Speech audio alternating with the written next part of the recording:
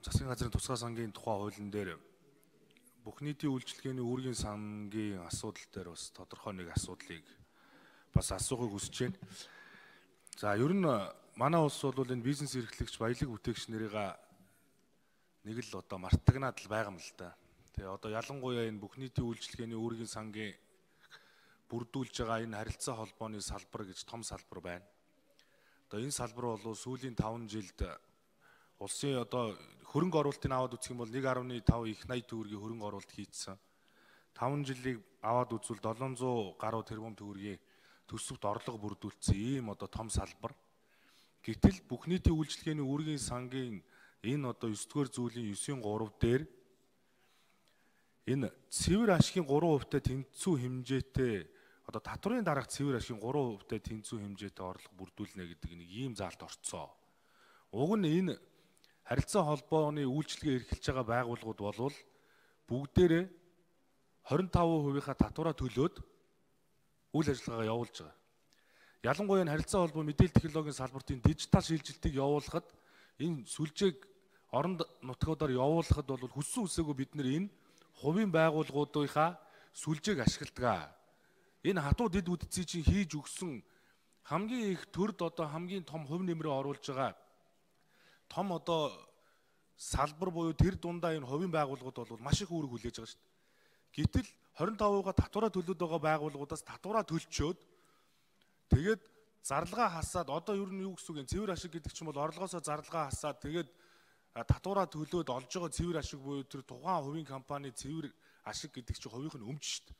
Гэтэл тэр тухайн хувийн өмчөөс нь дахиад 3% авна гэдэг чинь ер нь тийм одоо зүүд нийцэх ажил муу юм уу? Би бас мэдээлэл харилцаа холбооны үндэсний ассоциацийг тэргүүлж байгаагаа хуваар үүн дээр нь бас зарчмын саналаа хэлж байгаамаа. Энэ засгийн газрын тусгай сангийн хуулийн дээр ийм өөрчлөлт орох чинь тийм зохимжтой байж гин үү? Үүн дээр ямар үндслэлээр одоо энэ цэвэр ашигын 3% гэдэг асуудлыг оруулаад ирвэ.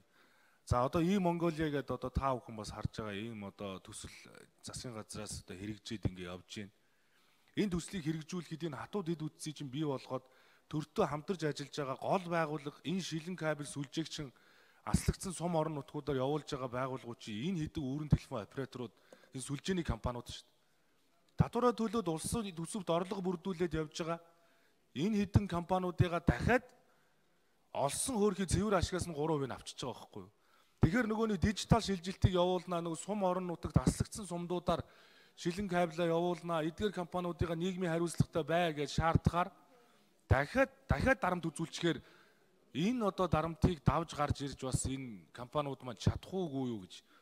Тэгээ ер нь одоо энэ баялаг бүтээгч нарыгаа, бизнес эрхлэгч нарыгаа улсын төсөвт орлого бүрдүүлж байгаа энэ том салбаруудыгаа бас хайрлах ёстой шүү. Тэгэхгүй бол одоо ингээл дахиад цэвэр ашиг руу орно гэдэг бол шууд хувийн өмч рүү халдж байгаа хэлбэр шүү дээ. Орлогоос биш. Гэж зарлага хасаад тэгээд дээр нь татварынхаа 25%-ыг төлчөөд олж байгаа цэвэр ашигын 3% руу н ороод ирж байгаа.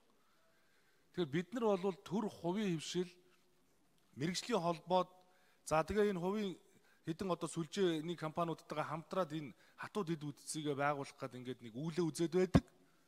Энэ компаниудын чинь буйнаар бид нар маш богино хугацаанд 330 сумч 3G 4G-гээр холбогдоод утас жирэмсээр яриад ингээд өөр төвшөнд очиод байгаагаа бас энэ компаниудын хувь нэмрээ гэж бас үнэлж бас баярлах ёстой хаа гэж бодож байгаа.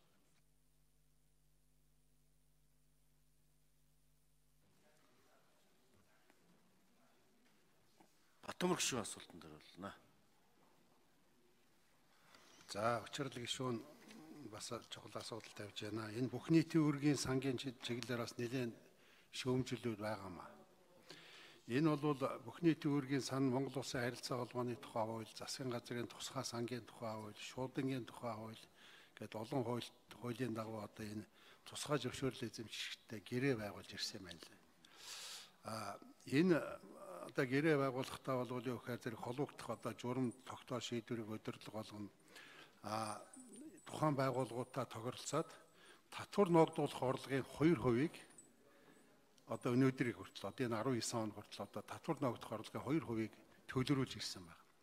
За 2020 оны одоо төлөвлөгөөнд татвар ногдох орлого биш дараа татврын дараах ашигаас нь 3% авахаар ингэж тоосч байгаа. Тэгээ ер нь манай сангийн яам болон хологдох байгууллагуудын гаргаж өгсөн судалгаагаар татварт ногдох орлогоос нь тооцоход одоо толгой 4 компани хэмжээд одоо Mobicom, Unitel гэдэг ингээд 4 том компани хувьд аваад үзэхээр улсын төсөвт 2.1 тэрбум төгрөгийн одоо төлбөр төлж ирсэн.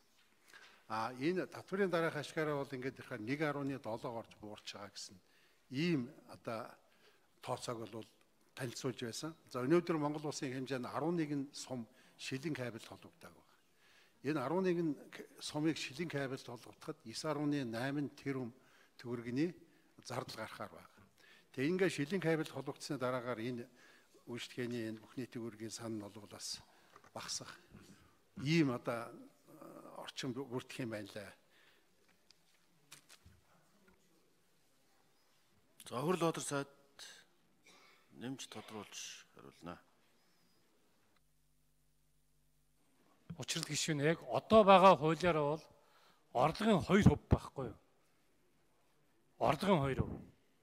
Одоо болохоор юмнуудыг хасж агаад 3% гээд эцгээр үндсэндээ бүх нийтийн өргийн санд хоримтлагдчихсан мөнгө 2 дахин багасч байгаа.